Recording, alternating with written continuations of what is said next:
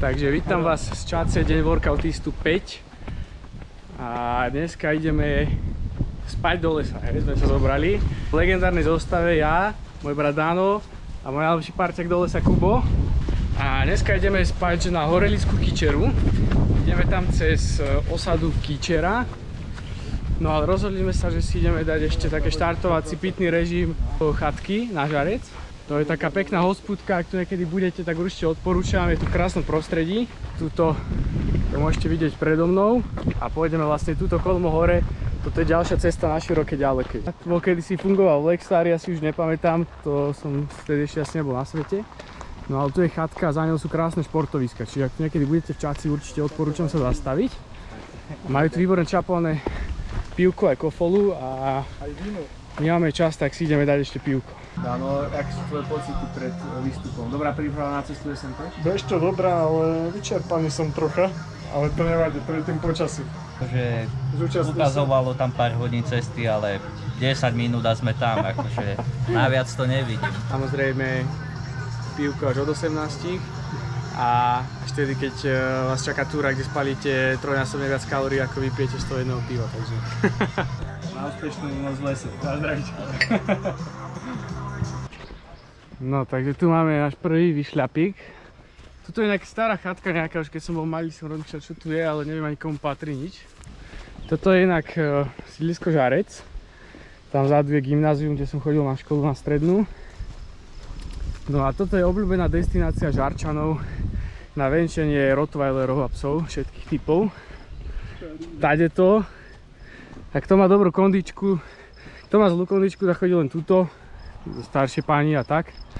Ak to má lepšiu, tak chodí až hore na Široké Ďaleké, tam teraz ideme my.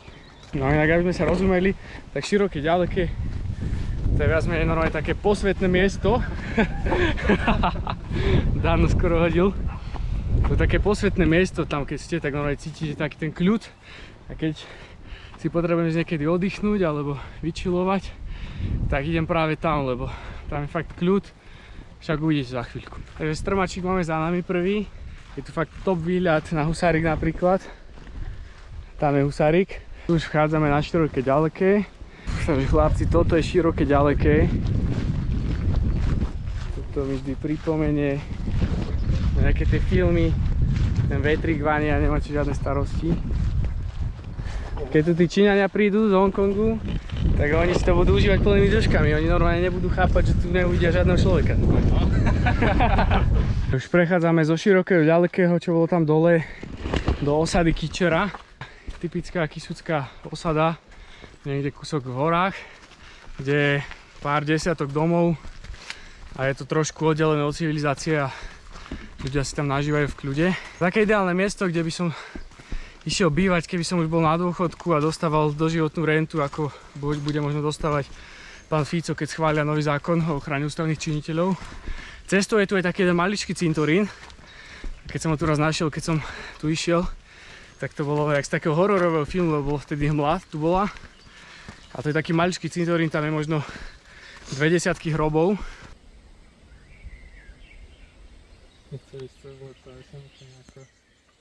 S chalami práve sa rozprávali, že aký majú krávičky bezstarostný život. Lebo ale však fakt zamyslite sa nad tým, že oni celý život proste sú na lúke, pasú sa, žerú trávu a buď ich doja a tak či tak nakoniec ich väčšinou zabijú a zjedia. Ale no oni to neriešia, oni sú spokojní, lebo proste majú trávičku a majú slniečko. Tak sa proste pasú, búchajú si chvostikom a proste na konci života ich zjedia a celý život ich ešte doja možno. A vôbec to neriešia, sú v Čile. Takže z toho vyplýva ponaučenie, že buďte ako krávičky. Ale nenechajte sa zabiť na konci. A ani dojiť. Len mať chill. Prichádzame do osady Kyčera. Vyzerá to tu fakt pekne. Tu hneď na začiatku nás víta kaplnka a pri tejto kaplnke vždycky si rád posedím na tejto lavičke. To je taký pekný chill, lebo čekujte na to. To je tu proste medzi dvoma kopcami, hej, tu je jeden, tu je druhý a ten domček tam, tak to je proste krásny kysucký proste dom, úplne taký nafarbený, fajnový. Autičko parknuté. kebyže máš nejakú výplatu, vieš, že takú pasívnu, tak proste chilluješ, máš nejaké sliepky, vieš, a tak. No a tam je hotel Husárik, dívajte, jak pekne ho vidno. Osada už Šustkov. My pôjdeme okolo, ale nie priamo tam. No tu vidíme náš kopec z druhej strany. Máme všetko, vybaveničko, sekeru, mačetu, pílku, nožiky. Gumimackou. Máš gumimackou? No, Všetko. Si kúpil? hej, No, tak to zažerem. kedy treba. Tak minule som sa tak zamýšľal nad tým, že aké sú drahé proste, vieš, tie nehnuteľnosti a pozemok, keď chceš mať, že vlastný a tak. No. Že reálne niečo vlastniť. A že to príde taká, ty kokos, vieš, že blbosť, že ako jasné, keď chceš vystavať niečo a tak, ale že to sú také ceny, pritom ti stačí, že vyjsť z domu a proste môžeš ísť takto na lúku a môžeš tu proste byť a nikto ti to nezakáže, vieš, a nemusíš to vlastniť a všetko je vlastne tvoje. Ako keby, že to môžeš využívať, vieš. Takouto fajnou zarastenou cestou, ale to vôbec nevadí. Páročky so slaninkou na mňa čakajú. Daj ma rýchlo do ohníka, na mňa volajú. Ja začnem robiť také tie pesničky pre deti, jak Miro Jaroš. To budú hity. Natočíme klip s názvom Páročky. Tomu ver, toto je to sedielko, čo som myslel. Toto je to sedielko. Dostali sme sa do takéhoto brezového hája. Kde sú maličké brezy. A teraz hľadáme ten strom. Je tu viacero podobných, ale jeden je taký ten najvyšší, alfa. No takže vec sa má tak, že sme sa tu teraz prebrodili cez také pichľače a všetko možné, že čekujte na to. Konec úplný. Ale dostali sme sa na loďku a furt nemáme ten strom, hej, toto je fakt bludisko a ja fakt to chcem umene nájsť ten strom. Ale máme teraz takýto krásny výhľadík, síce ten máme teraz na nič, ale fakt vyzerá krásne. Tam je kyčera, tady sme išli. Po nespočetných kiksoch, po škrabaniach a všetkých, áno, a tuto bol ten výhľad, Kubo, sa mi zdá, že? To brezy zrezané. A po nespočetných napadli nás medvede, diviaky, zabili sme 2 srnky a jednému diviakovi som vytrhol aj zub, ale po nespočetných útrapách sme úspešne došli, respektíve našli miesto činu. A je to presne tento strom, to je on, to je ten alfa. Takže cez toto všetko sme sa tu drali, normálne už sa mi vybila baterka na GoPročky, ale je to vončo, je to vončo.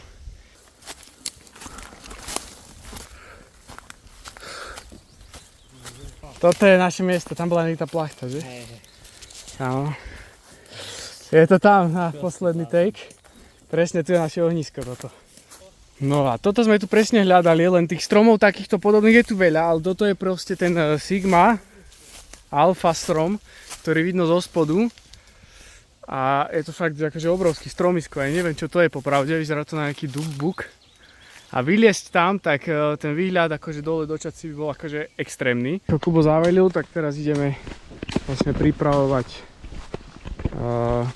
ohnisko a musíme nájsť čo najviac dreva, aby sme ho v noci nemuseli dokladať.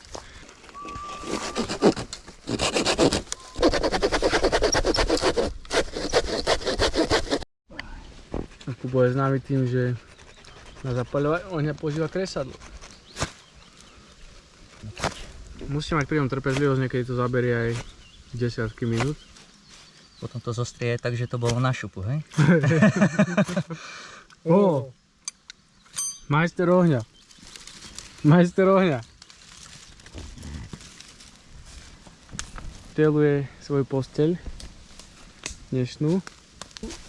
Tu je ešte dosť svetla a krásny výhľad.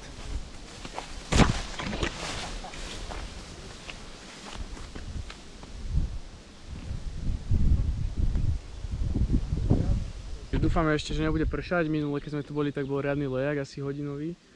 Ale teraz cítim úplne brutálny pokoj a teším sa na to, čo príde o týždeň.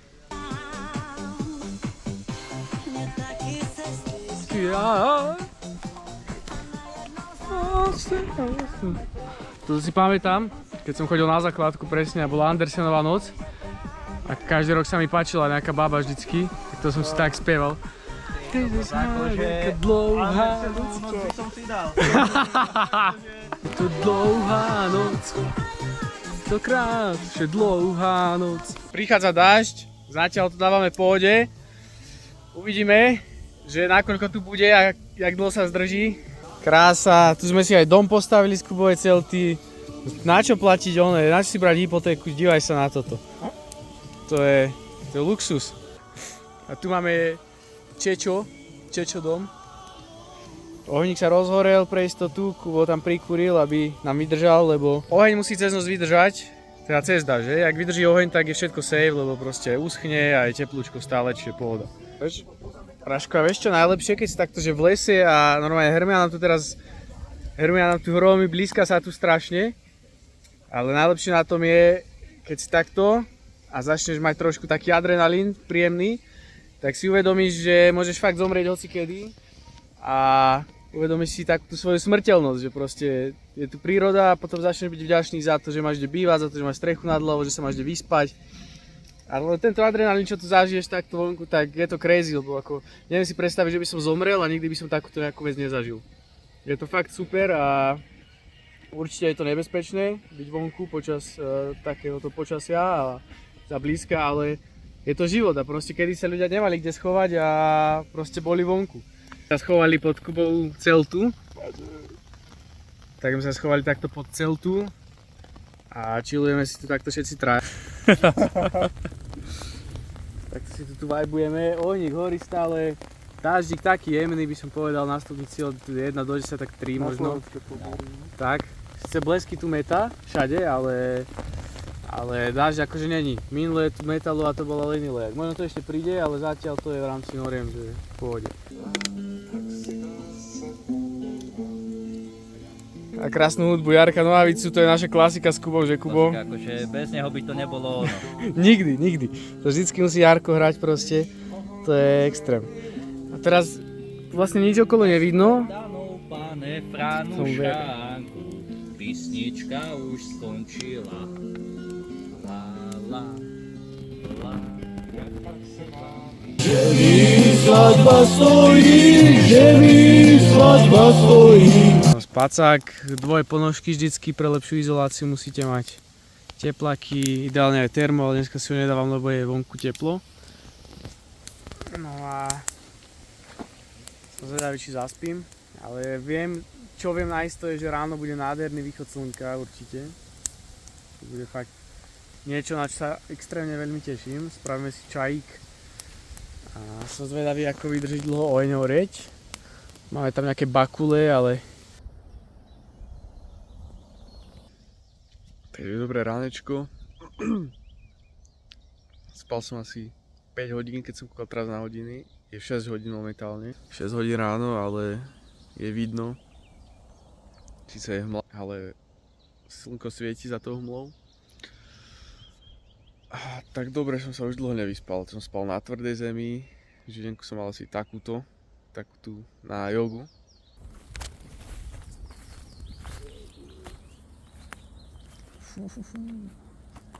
Keď tu boli tie veľké dreva, to som tu hodil, ľahol som si, zaspal som, potom som sa zobudil, že už je troška viacej zima, som tam zase doložil. To fakt? Pohoda, no. Si len také, on potom posúval hento na čo? Aha.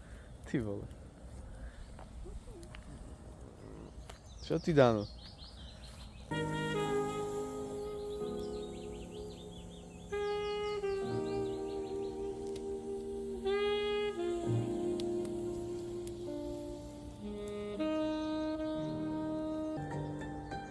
Vy se poradíte, vy to vyřešíte, vy mě zachráníte.